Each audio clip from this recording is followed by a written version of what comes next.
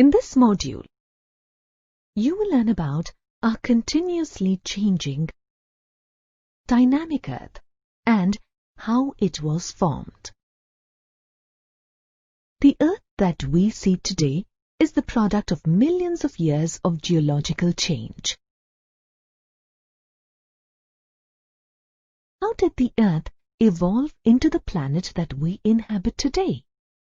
Were all the continents always in the positions that they are currently located? Scientists have been working for decades to find answers to these questions. The most popularly accepted theory on this came in 1915 from Alfred Wegener, a German meteorologist. He proved that millions of years ago, all the continents were joined in a supercontinent, which he called Pangaea.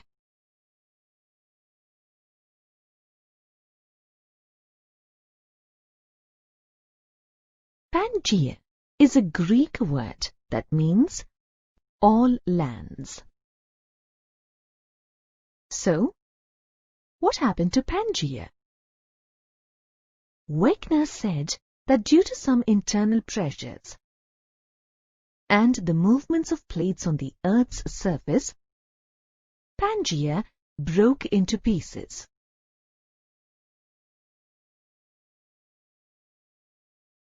Those pieces of land started drifting away from each other. The big land masses became continents.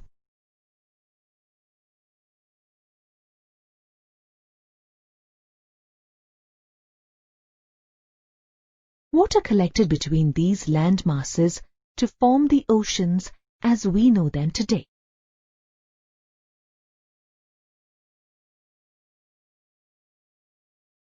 Here is an interesting fact that substantiates this story.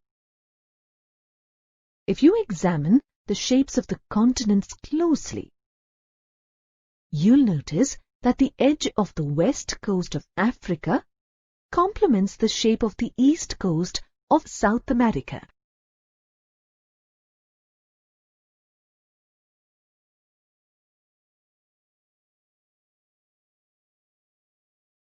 Just like these were two pieces of a huge jigsaw puzzle. The theory of the splitting of the big landmass into 7 big continents is known as the theory of continental drift.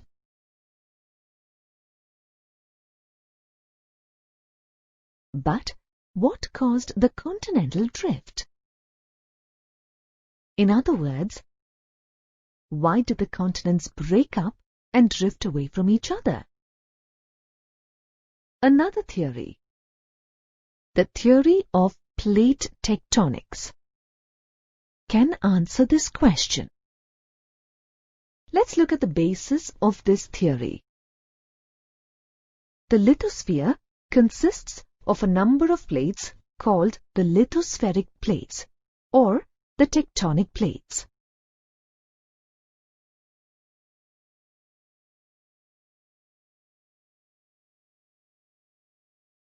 The word tectonics comes from the Greek root to build. A plate, in geological terms, is a large, rigid slab of solid rock moving on molten magma on the Earth's surface. The circular movement of the molten magma inside the Earth causes the tectonic plates to move slowly.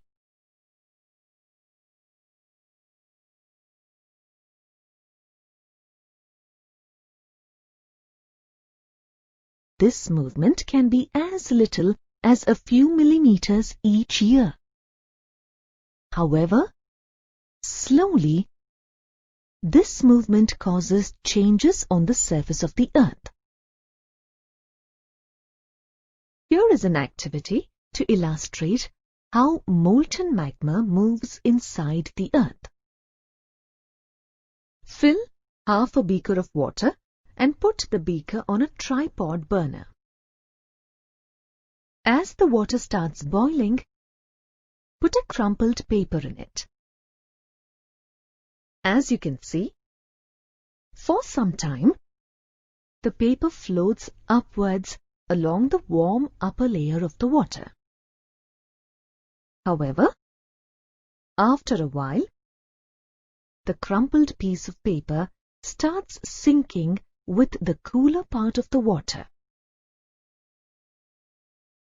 The movement of the mantle inside the Earth's surface follows a similar pattern. This leads to the movements of the tectonic plates and changes on the surface of the Earth.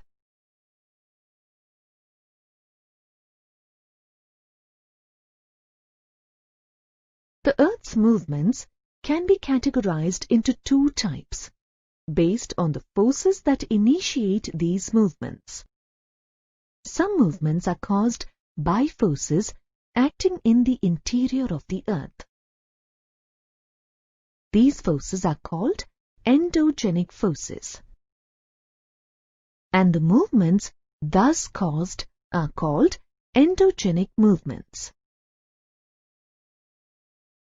On the other hand, forces that work on the surface of the Earth are called exogenic forces. The movements that result from these forces are called exogenic movements. The Earth's outermost layer, or the continents, are moving under the influence of endogenic forces generated within the Earth due to the tremendous heat in the mantle.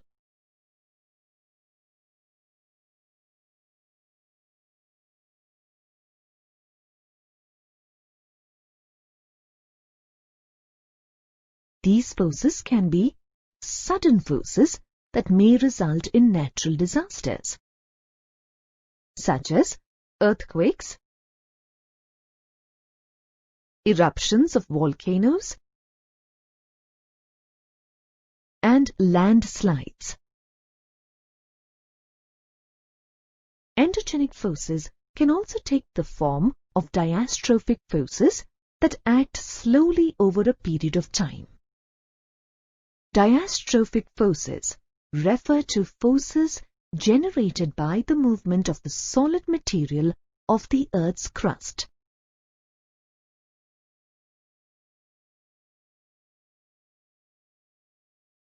Diastrophic forces result in the bending or breaking of rocks.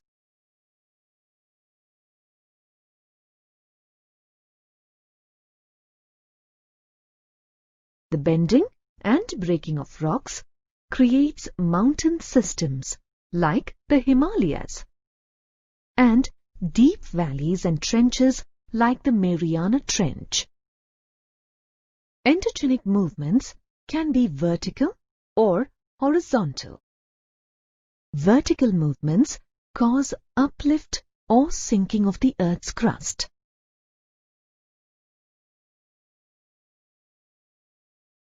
When the Earth sinks, valleys are formed. When the Earth is lifted up, mountains are formed. As mentioned earlier, apart from endogenic forces, there are exogenic forces that act on the Earth's surface. Exogenic forces can take the form of weathering, erosion, and deposition. Weathering is the breaking of rocks on the Earth's surface by different agents. These agents could be rivers, wind, sea waves, and even ice in the form of glaciers.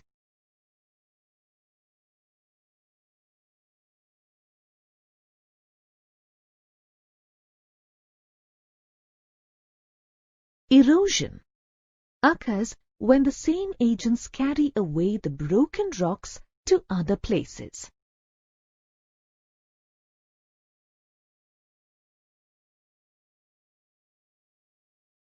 Finally, let's look at the process that leads to the rebuilding of the Earth's surface. Deposition. Deposition is also caused by natural agents like wind, water, and glaciers. Sand dunes in deserts are the most common example of deposition. A sand dune is formed when wind blows sand away from one place and deposits its load in another place. You will learn more about the results of various endogenic and exogenic forces and movements in the next modules. Meanwhile, let's quickly recap what we've covered so far. In this module, you learned that Alfred Wegener's theory of continental drift proved that millions of years ago, all the continents were joined in a supercontinent which he called Pangaea. Due to the movements of lithospheric plates, the supercontinent broke into large land masses that drifted away. The big land masses became continents, and water collected between the land masses to form oceans. The lithosphere consists of a number of plates called the lithospheric plates or the tectonic plates.